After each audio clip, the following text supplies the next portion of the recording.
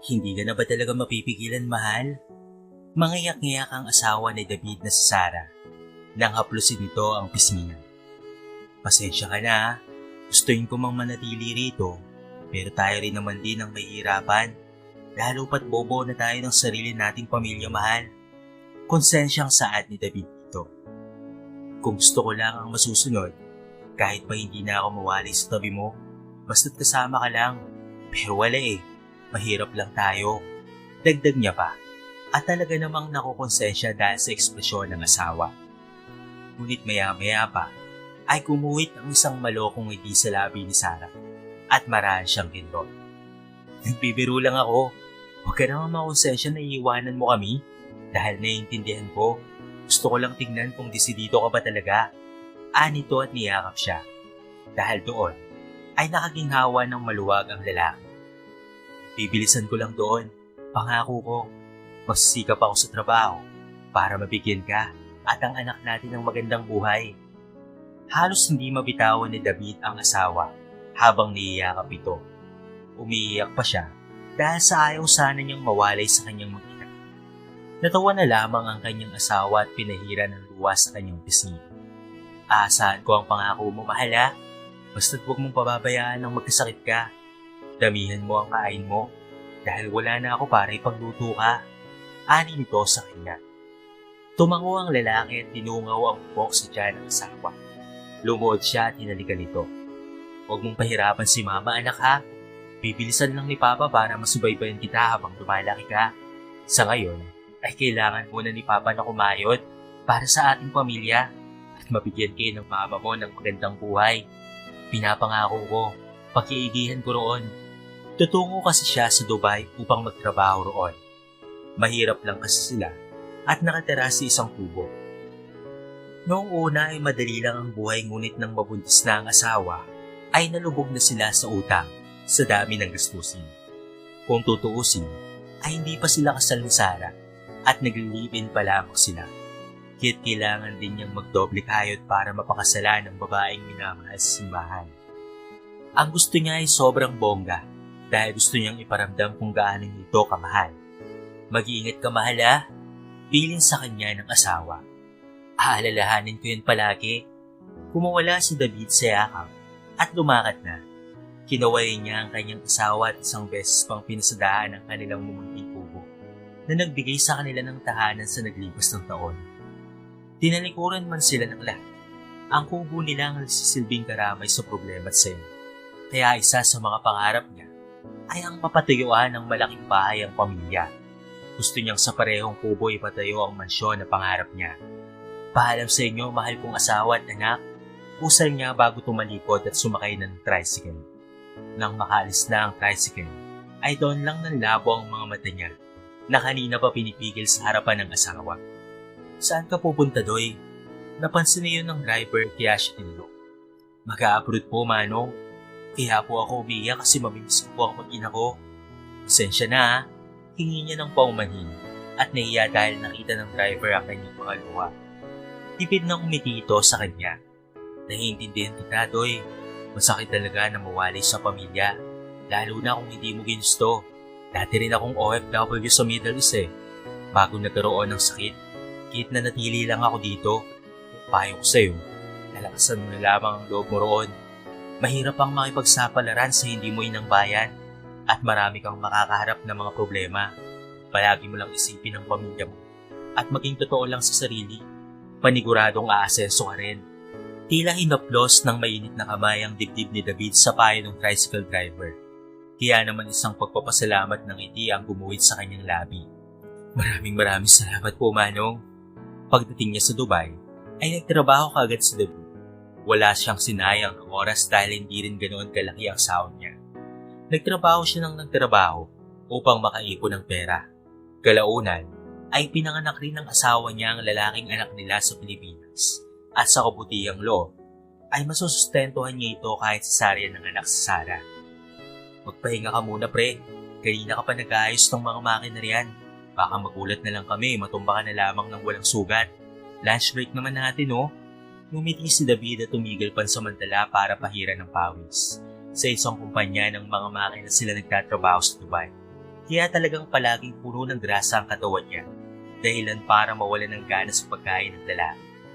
Okay lang ako pre, kailangan may binubuhay tayo sa Pinas. Aniya. Natawa na lamang ang kasama niyang si Robert naman ang pangalan. Ito ang kumakausap sa kanya mula pagdating niya sa Dubai. Nakakahanga talaga ang pagiging porsigido mo no? Ilan na ba ang anak mo sa Pinas? Isa pa lang pre. Sagot niya at napagdesisyonang tumigil muna at lumapit dito para magpahinga. Mabuti ka nga at isa pa lang, makakaipon ka pa ng marami. Kasi ako 4 ang naiwan ko sa Pinas, puro pa panganay, kaya ang daming gastusin. Kwento nito, natutop ang labi ni David. Panigurado sulit naman kapag lumaki na sila pareho, hindi ka na mahihirapan kada taon-taon pre. Sagot niya, sabagay tama ka rin pre. Kaya kahit mainit-init at walang matinong tulog, ay tinitis ko talaga. Buti ka pa nga may asawang mauwin sa Pilipinas Ikaw kasi wala. Bakit wala kang asawa? Wala Wala pa akong nakitang saseryosohin. Sagot ni Robert. Tumikim si David at minasayang kamay. Nangangalay na kasi ito dahil sa kanyang kakatrabaho. Doon niya naramdaman na babaero itong si Robert base sa mga kwento nito. Kasi puro panganay ang kanyang mga anak. Mahirapan talaga itong magsustento. Humanap ka na lang. Anong malay mo dito pala ang soulmate mo? Suwestiyon niya. Nagbibiro lang sana. Natawa na lamang si Robert at tinapik ang balikat niya. Sumama ka kaya sa amin mamaya. Hanap tayo ng chick sa bar malapit dito. Mapalipas oras lang naman Ilang buwan ka na rito. Panigurado namimiss mo na ang misis mo. Agad naman siyang mabilis na umili. Pagkaisip pa lang niya ng ideyang iyon, ay naisip kaagad niya si Sarah na nagpapakahirap mapalaki lamang ang kanilang anak sa Pilipinas.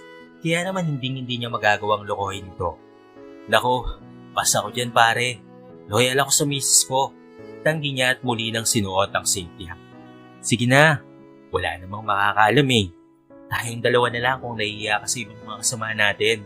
Libre ko yon. Ayaw mo? Pilit ito. Tumayo kaagad si David at pinagpag ang kanyang puwetan. Ayoko pare, nagpakahirap talaga akong mapasagot ang asawa ko noon. Ginagawa ko talaga ang lahat kaya pinangako kong hindi ko siya sasaktan. Hirap na nga yun sa pagpapalaki ng anak namin sa Pilipinas Tapos lolokohin ko pa. Pusal niya at tipid ng ngiti. Malakak na lamang si Robert. Napaka-romantiko mo pala pare. Nahihiya tuloy ako sa'yo. Ani nito at kinindatan siya.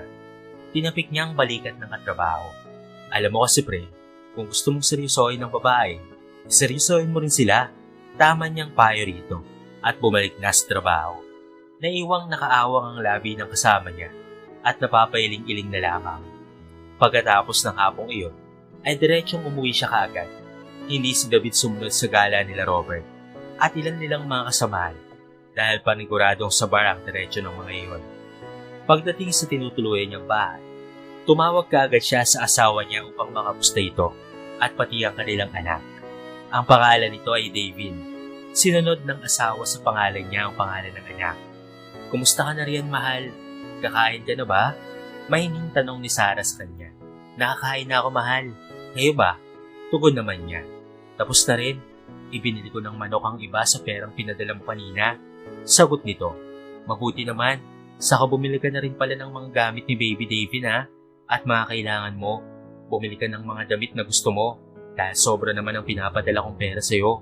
Magparibad ka rin. Maluwalo ang umiti ang asawa sa kanya. Maraming salamat mahal Hindi mo talaga ako nakakalimutan palagi. Palagi mo akong tinatratong prinsesa kahit malayo ka. Oo naman. Siyempre, ikaw lang ang pinakamamahal ko Naghirap nga akong pasagutin ka noon Ano pa kaya ngayon na may pera na ako? Basta't palagi mo lang tatandaan na mahal ko kayo ng anak natin. Ilang taon na lang ang titiisin natin at mabobuo na ulit tayo. Mahal na mahal rin kita mahal. Basta't unahin mo ang kalusugan mo riyan Huwag puro trabaho at magpahinga ka rin naman sana. Sagot nito.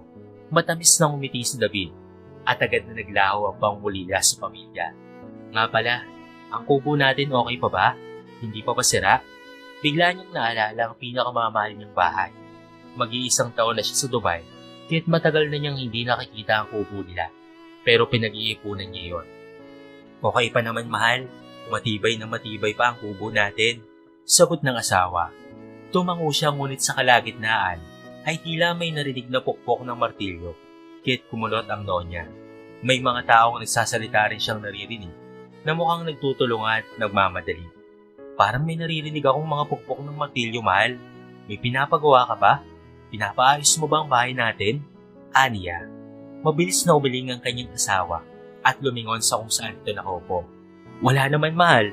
Baka guni-guni mo lang yon. Sagot nito. Sumang-ayon din naman si David dahil hindi niya na rin narinig ulit ang pagpukpok. Nagpaalam na siya sa kanyang asawa at matapos noon ay nagtrabaho ulit. Pagsapit ng sumunod na araw. Mabilis na lumipas ang mga araw. Habang abala sa pagtatrabaho ang lalaki, lumipas ang 1 taon, 2, 3, hanggang inabot na ng 4. Ang plano niyang pag-uwi para magbakasyon ng 2nd taon ay bigla na lamang natigil dahil bigla siyang inopera ng kanyang amo ng promotion. Kapalit noon ay malaking sahod, ngunit hindi siya pwedeng umuwi. Walang naging choice si David dahil gusto talaga niyang umasenso sa buhay. Kinausap niya naman si Sarah at mabuti ay pumayag ito. Kumusta na si David? Kamusta ka na rin, mahal? Nakasali ba siya sa field trip nila? Katawagan niya naman ulit ang kanyang asawa. Nasa trabaho pa siya at ginamit ang break time para makausap ang asawa. Pis na patulog sana. Mabuti na lamang ay nasa opisina na siya nagtatrabaho at hindi na siya sa labas. Oo, mahal. Enjoy na enjoy ang anak natin at nagpapasalamat din siya sa iyo. Sagot ng asawa. Hindi naman mapigil ang galak ng lalaki dahil sa kanyang narinig. 4 na taon pa lamang ang anak nila ngunit matalino na ito. Sa trabaho naman niya ay nakakasundo niya ang mga boss kaya't medyo malaki ang sahod niya. Ikaw, mahal, bakit mukhang nangangayayat ka ata ngayon? Alalang tanong ng asawa. Napakamot na lamang siya sa kanyang batok. Naging abala kasi ako sa trabaho nitong mga huling araw pero pinapangako ko, nakakain na ulit ako ng marami pag-uwi ko at magiging malusog na ulit ako. Usal niya at hindi mapigilang mapangiti nang sabihin ng huling pangungusap. Bumilog ang labi ng asawa niya.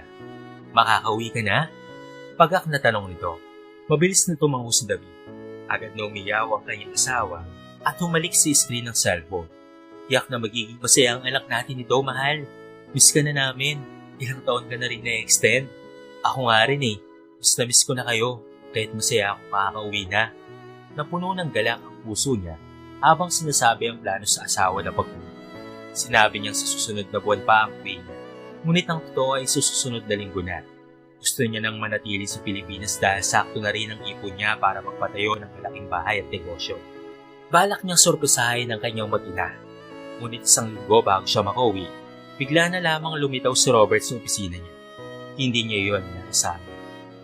Magandang araw, pre. Nagulat siya nang makita ito. Halos 2 taon niya rin hindi nakita ang lalaki. Matapos madestino sa ibang lugar. Nang matapos kasi ang kontrata nilang dalawa, ay naganap ng ibang trabaho si Robert. O pre, kamusta ka na?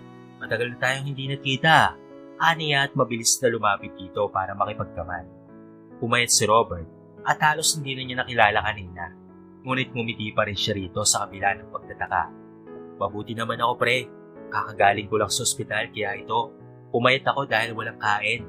Ani nito. Umawang ang labi ni David. Hindi niya alam na nagkasakit ito dahil ang huli niyang kita ay malusog naman ang lalaki at may kinakasama na ring Pinay din na nakilala niya sa bar noon.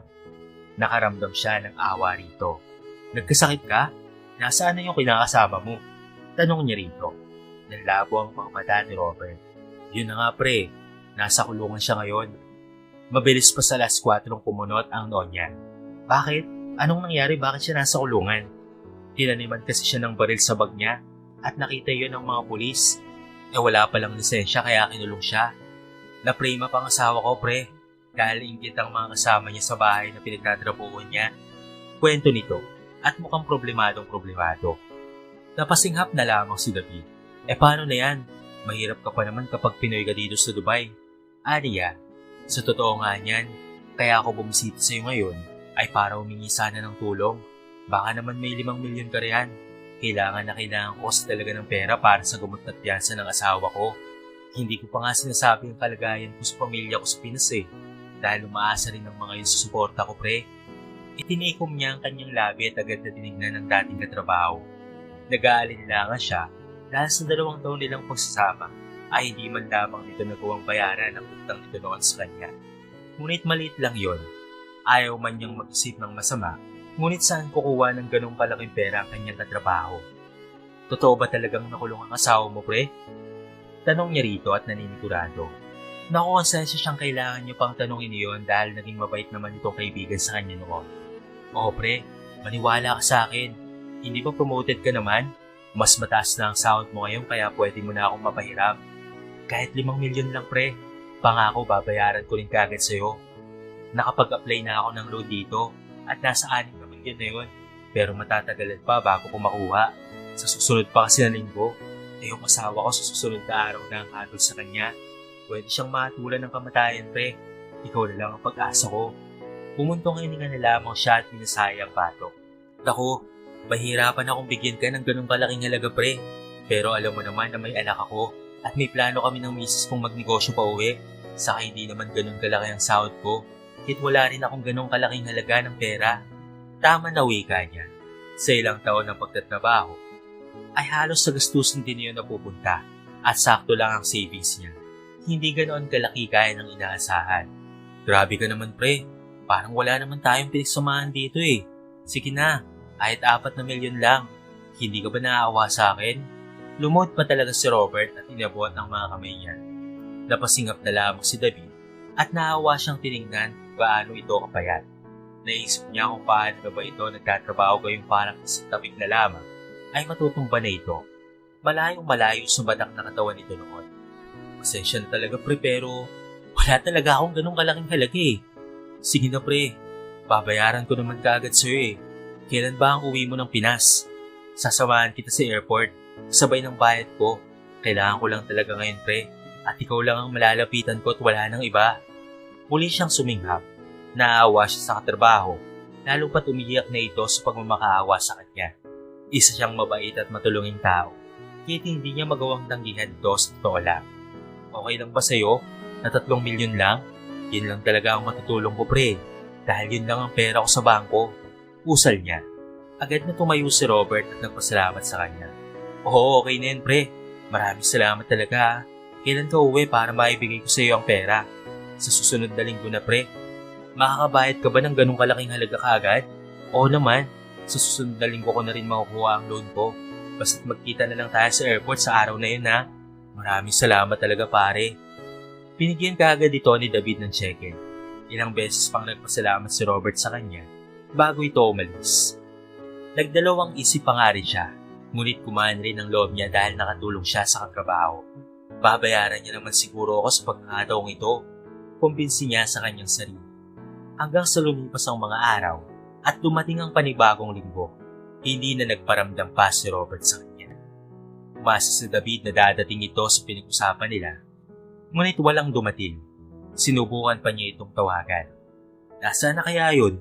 Sabi niya ngayon kami magkikita. Problemadong side niya. Nakasalalay kasi roon ang ipon niya ng ilang taon.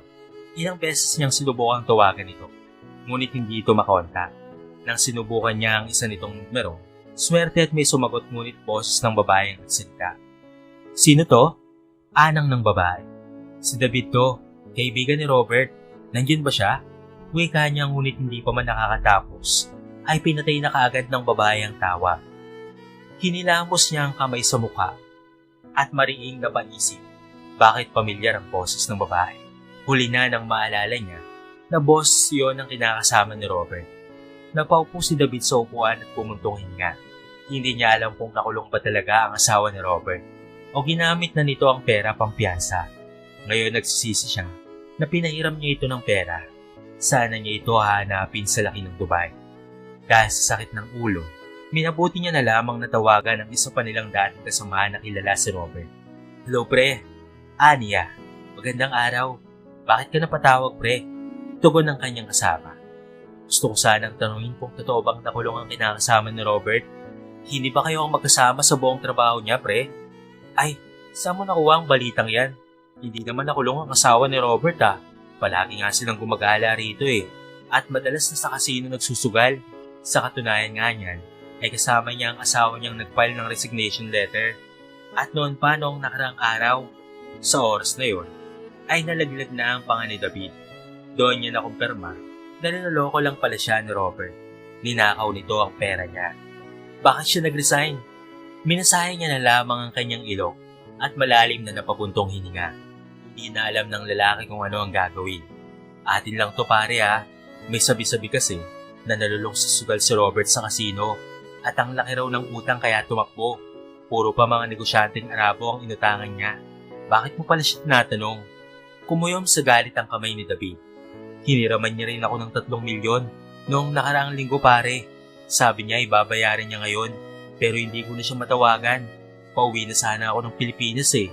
Malakas na napasinghap ang katawagan niya. Nako, niloko ka rin ang ungas na yon. Paano ka na yan?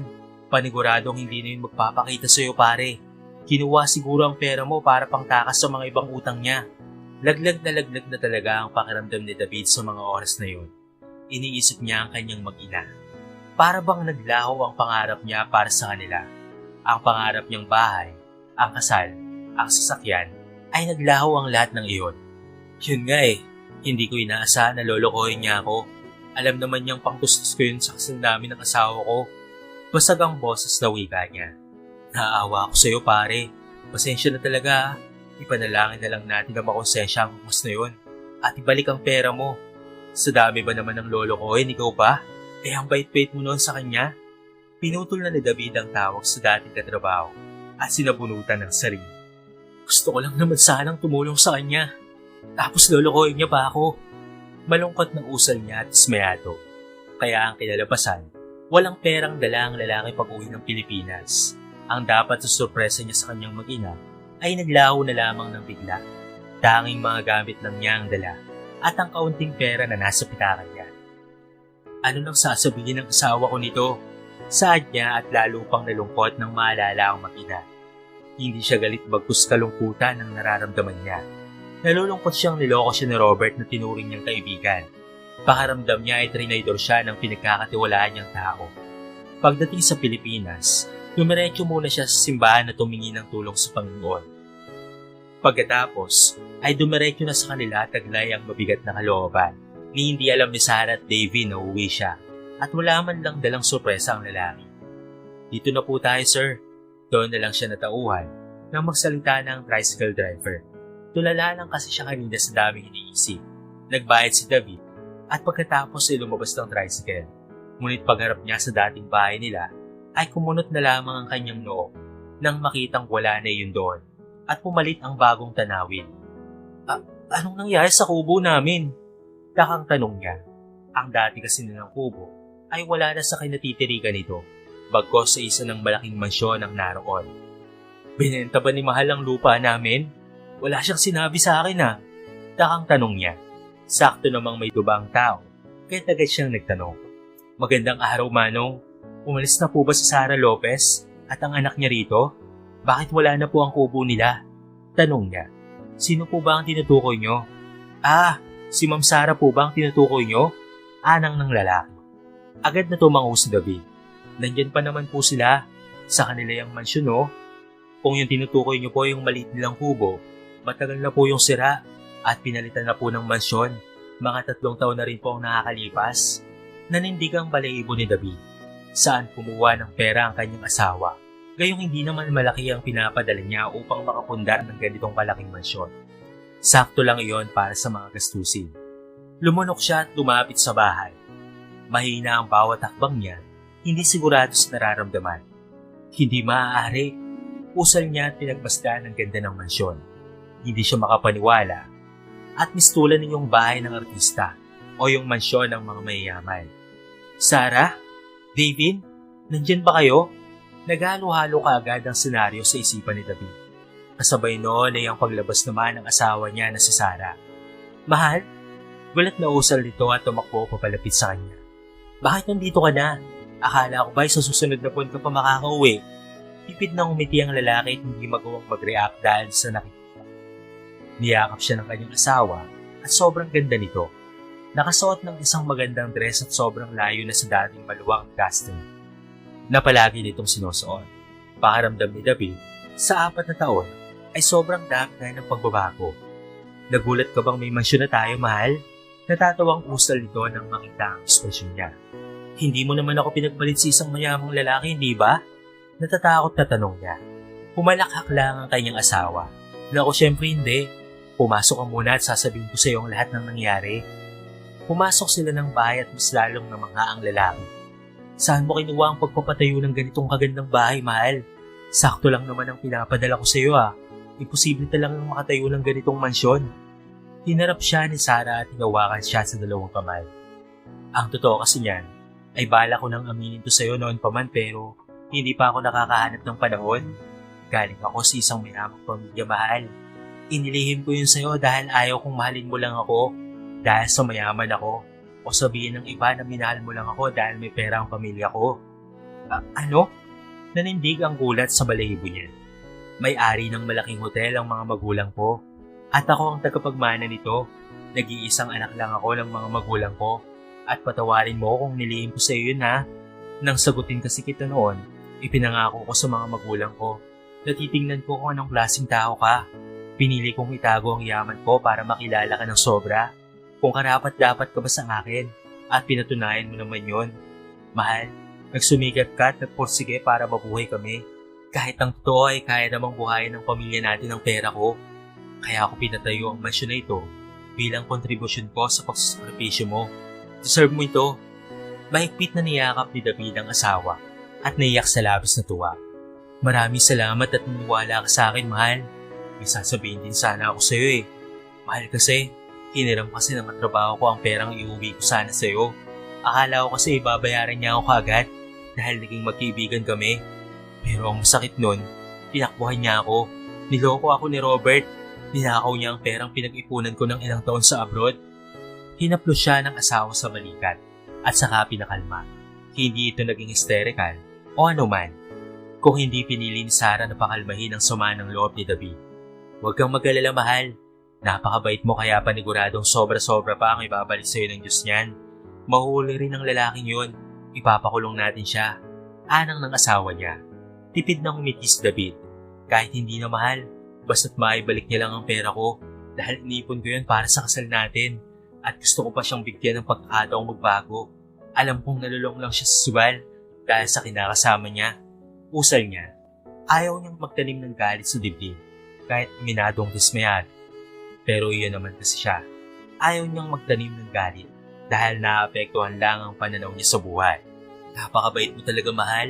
Kahit niloko ka na, kaya kita mahal na mahal Kasi napakabuti mong tao at kaya ka rin tinanggap ng mga magulang ko kasi nakita nila ang kabutihan sa puso mo. Tuluyang napalitan ng kagalakan ng dibdib ni David. Nagpapasalamat siyang ganon din ang pananaw ni Sarah at idagdag pa na tanggap na siya ng mga magulang nito. Noong nagsisimula pa lang kasi sila, alam niyang hindi siya tanggap ng mga magulang ni Sarah dahil isa siyang tambay at lumaki sa bahay ampunan. Wala siyang natapos at pumasok lamang sa testing. Kaya hindi niya naisip na may-ari pala ng malaking negosyo ang mga magulang ng babae. Dahil simple lamang ang mga itong manood noon, nagpapasalamat siyang napatunayan niya ang totoong intensyon niya kay Sarah. Ang anak natin si Davy nasaan, mahal? Nasa taas. Natutulog pa, mahal. Halika, sorpresahin natin siya. Jack na magugulat yun at nandito ka na. Ang sabi ko kasi sa susunod na buwan pa Pero excited na yun. Araw-araw na lang tinatanong kung nandyan ka na ba. Dali na, mahal. Excited na rin akong makita siya. Sa 4 na taon kasi sa cellphone niya lang ako nakikita. At pagkatapos nito ay gusto ko rin makilala ang mga magulang mo, mahal. Gusto ko magpasalamat sa kanila. Tinanggap nila ako. Oo naman, mahal. Tatawagan ko si Daddy para dito na sila kumain mamaya. Pag-akit nila ng kwarto, wala nang masasaya pa kay David. Nang masilayan ang pinakamamahal nitong anak. Tumulo sa sobrang saya ang luha niya at niyakap ito ng sobrang ito. Papa! Kahit sa David, ay naiyak din nang makita ang ama. Sa edad na 4 na taon, ay sobra nitong bibo at palasalita. Namiss ka ni Papa, anak. Namiss din po kita, Papa. I love you po.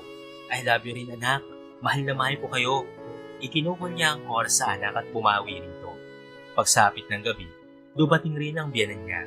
Nagulat pa nung una si David nang yakapin siya ng ama ni Sana. Hindi siya makapaniwala na mayaman nga ang asawa. Ngunit nang makilala ang mga magulang nito, naniwala na nga siya. Tagapagmana pala ang kanyang asawa. Na sikat na mga hotel. at iniwan ng mayamang buhay para sumama sa kanya. Lalo siyang naging desididong huwag itong lokohin at mahalin pa. Lumipas ang mga taon, naging masaya si David sa piling ng pag-ibig niya. Tulad ng pangarap niya dati, nasubaybayan niya ang paglaki ng anak at unti-unti rin niyang nakalimutan ang perang ninakaw sa kanya. Hanggang sa nabalitaan na lamang niya na nahuli na ng mga pulis sa Dubai si Robert at pinadeport sa Pilipinas. Hindi na ito makakapag-abroad pang muli. Naibalik na rin ang inipon niyang pera. Ngunit kahit ganoon ang ginawa sa kanya ng katrabaho, nagawa niya pa rin itong patawarin. Maraming salamat at napatawad mo pa ako, pre. Napakabuti mong tao. Sana'y pagpalain ka pa ng Diyos lalo. Halos maiyak na rin siya habang nakaluhod at walang tigil ang pagpapasalamat sa kanya ni Robert. Nasa likuran niya na ang mag-ina at namumula na ang mga mata. Naikwento kasi na Robert ang mga pinagdaanan nito at kung bakit ito nagawa ang panluloko sa kanya. Kaya't imbes na magsumbat, ay naawa pa siya rito. Alam kong ilang beses na kitang pinupo sa mga pangako ko pero ngayon, sinisiguro kong magbabago na talaga ako. Gagamitin ko ang tsansang binigay mo upang mabagong buhay ulit. Tumango siya at pinatayo ang katrabaho at tinapik niya ito sa balikat. Oo, gawin mo yon. Magbagong buhay ka para sa mga anak mo, pre. Hindi pa huli ang lahat. Tutulungan kita. Tumango ito sa kanya at nagyakap sila. Pagkatapos ay lumapit siya sa mag-ina niyang nakikita. Binuhat niya si David at hinawakan ng asawa sa bewa. Mahal na mahal ko kayo. Bulong niya. Puno ng kagalakan ng dibdib. Ngayong napatawad niya si Robert. Wala nang bigat sa kanyang dibdib. Mahal na mahal ka rin namin, mahal. Sagot ng kanyang mag-ina. Naging mayamang tao si David at sa paglipas ng mga taon ay naging mayaman na talaga siya sa kabaitan at pera. Ginamit niya ang perang nakuha upang magsimula ng bagong negosyo na tumutulong sa mga taong walang hanap buhay. Isa ng araw si Robert. Naging magkaibigan ulit sila. Nakapagtapos na rin ang anak niyang si David at nagkaroon ng anak na naging apo niya. Masayang-masaya siya at nabuhay pa ng matagal kasama ang asawa. Sa kabila ng nabot sa buhay, nanatili siyang mapagpakumbaba. Ika nga, walang mahirap sa pagpapatawad, basta't nasa puso natin ang Diyos. Lahat ng nararamdamang galit at alinlangan sa ating mga buhay ay tiyak na maglalaho. Di mahirap ang magpatawad sa kapwa. Hindi naman kasi ito para sa iba kung hindi para sa sarili mong katahimikan at kaginhawaan. Hindi naman kasi ibang tao ang gagamit ng buhay mo kung hindi ikaw lang rin naman. Ika nga, nabuhay ka para sa sarili mong layunin. Kaya naman imbes na magtanim ka ng galit, ay magpalaganap na lamang ng kabutihan at kabaitan at pagiging matulungin. At dito na nga nagtatapos ang istorya ni David na nagbigay sa atin ng halimbawa ng isang matulungin at mapagpatawad na tao. Sa kabila ng kayamanang meron siya, nanatiling mapagpakumbaba at napakamalapit sa Diyos.